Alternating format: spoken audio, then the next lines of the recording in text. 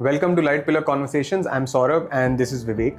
So, in the last 1.5 years, Indian markets have been dull and people have not seen the kind of returns they were getting used to since 2021.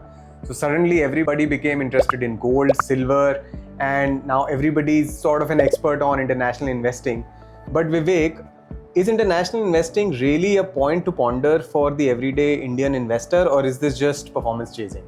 So Saurabh, if you are doing international investing just because Nifty has not given a good return in the last 12 to 24 months, or you're following certain Instagram reels or influencers, then that's performance chasing. Having said that, international investments are very important and today it is the talk of every household in this country. Earlier, it was just accessible to HNIs and ultra HNIs, but two things have changed over a period of time.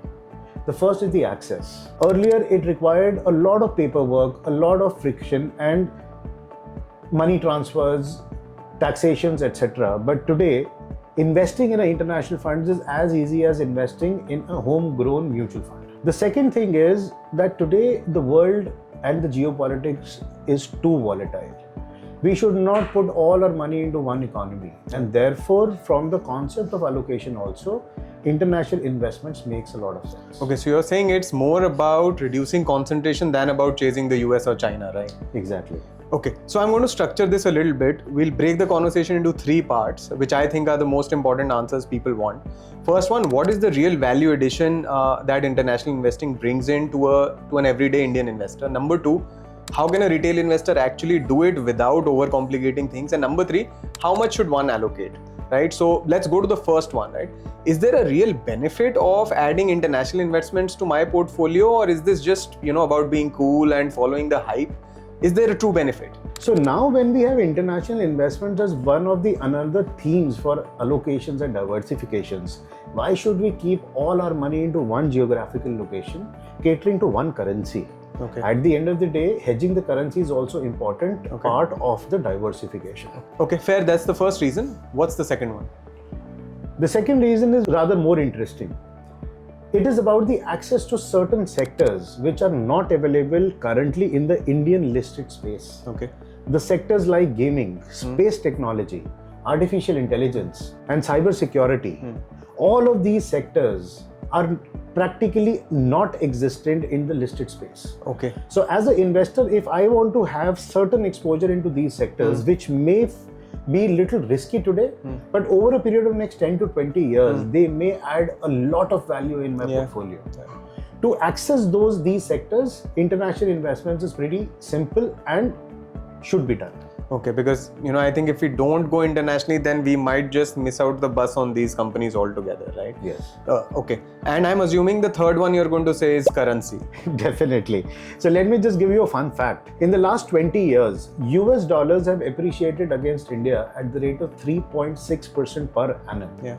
So if I, as an investor, would have started investing in US dollars, in US economy, my returns, whatever I would have got, it would have compounded by 3.6% year on year for the last 20 years, over and above whatever my returns are. Yeah.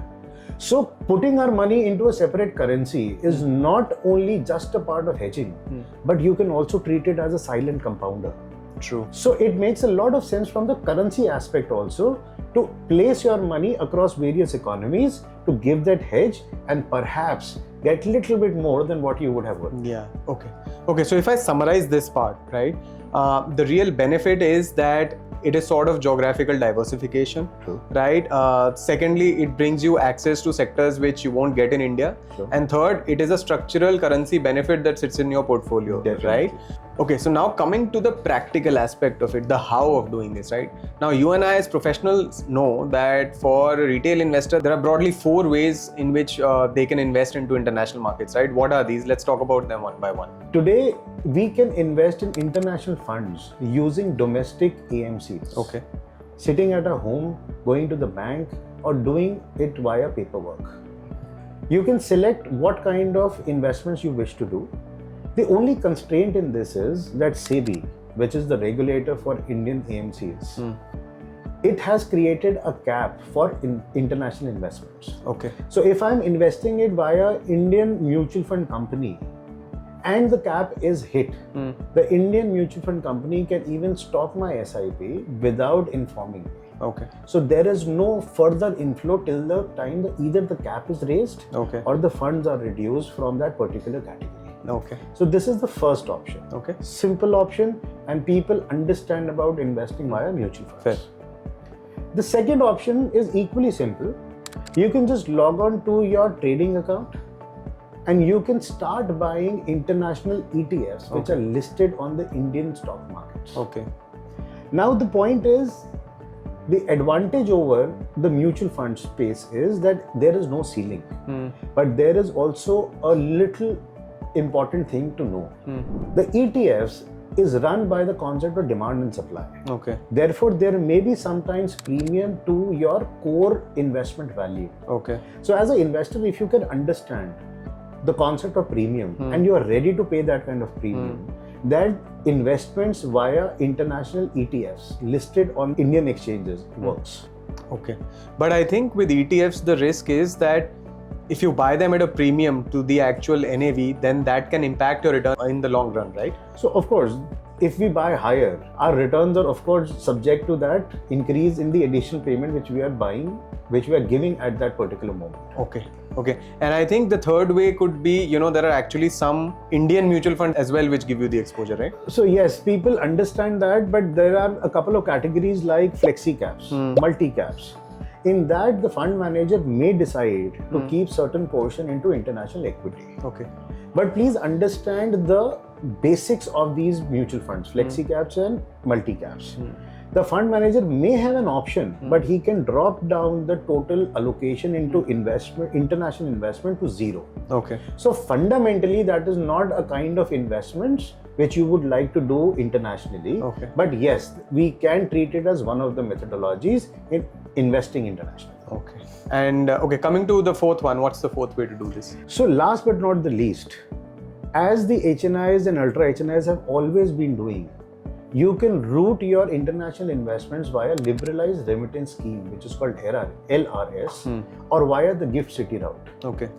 In this, you can directly open your account with the international broker, identify the stocks or ETFs you wish to buy, and directly go ahead and buy them. Okay. But there are certain responsibilities in this route. First, it entails a lot of paperwork, a lot of legality, currency conversions. In some cases, application of TCS and GST that the investor needs to take care of. Right. And the second important thing is that once you do take this route and go ahead and do direct investments, then the responsibility of research, when to buy, what to buy, and when to exit, everything lies all on with the investor. True.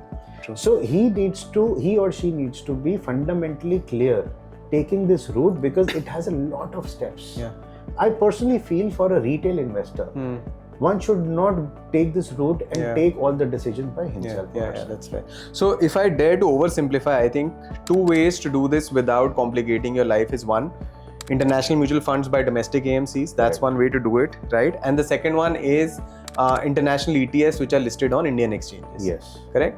Now, Vivek, I think a very critical part is how much should we allocate to our international portfolio, right? Now, I think in our country, the mature understanding that mutual funds are the way forward is already there. But I think people are still working out how to allocate within domestic mutual fund categories, right? It's still a hard sell when you tell people, okay, there should be a sectoral element, there should be a small cap element, they're risky but they add value. Now on top of that, we are adding a complication of international mutual funds, right? So how much should one allocate? So sort of allocation is always subjective. One size fits all approach doesn't work. But in general, if I have to do an allocation in international investments or international funds, up to a 20% allocation makes sense. Having said that, with the allocation in international investing, we also need to take care of all the global cycles, the currency movements, and the geopolitical risks. Okay. Because I think as applies to any category, right? Even domestic categories, if you go below 20%, then rationalizing or justifying whether it makes a meaningful difference to take on that headache, it's not that easy to answer. But it also depends upon the kind of capital you are trying to invest. Okay. A smaller capital may not entail an international exposure upfront. Okay. But as and when you start growing your capital, then international investments make sense. Okay, fair. Okay, so I'm going to summarize our entire discussion, right? I think international investing is a strategy to diversify, and that's how we should start seeing it, right? Number two, international mutual funds or international ETFs listed here are the two simplest, most convenient ways to do it. Yes. Right? And number three, if you want it to make a difference, look at around a 20% allocation, of course, subject to your risk profile and your investment goals. But I think the bigger takeaway is that an international portfolio should be well thought, right? It's not about hype, it's about taking it in a structured manner. And even if you decide to not do it, it's okay, right? Because it's a conscious call you have to take. It's not a mandate, right? Yes. So if you've never really evaluated what is the international element in your portfolio, do this one activity over the weekend. Just calculate what is the percentage of your portfolio which is sitting in international investments through whatever route we've discussed, right? Then if you feel it's not enough, identify a small amount and start investing it through any of the routes that we've discussed and learn by trying. Remember, international investing is about structuring your portfolio, giving it the diversification. It's not about following the hype. Thank you for watching Light Pillar Conversations, and we'll be back with the next one, trying to make you more and more active and conscious about your investment choices.